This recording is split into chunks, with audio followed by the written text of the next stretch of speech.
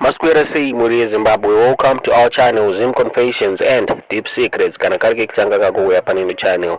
Please don't forget to subscribe. Kana chingo agara waka subscriber, don't forget to comment and share this video. Muri Zimbabwe nasinda kuigira inyaya yaitika ku Bulawayo, nyaya yemakorokoza 9 abasungwa nemapurisa mushure mekunge akabatwa achichera goridhe pacampus yeNUST yeuniversity yeNUST muri Zimbabwe. Varimo ava vari kunzi vakabatwa vane 85 kg dzegold ore muri Zimbabwe dzavaichera pachikoro ichi muri Zimbabwe.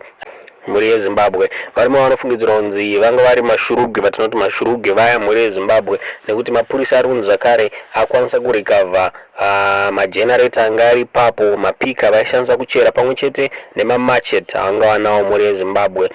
Inyaya iri kushamisa muri Zimbabwe. Zvikuradzwa chitiko ichi chikuratidza kuti varimo ava vanga vane nguva vachichera goridhe iri pachikoro ichi muri Zimbabwe, asi vanga vasingabatwi muri Zimbabwe, pasingazivikanwi kunzi vane munhu wavaitonyora here muri Zimbabwe kuti vachere goridhe iri kana kuti muri Zimbabwe. Tiudzei zvamuri kufunga pamusoro penyaya iyi mucomment section muri Zimbabwe.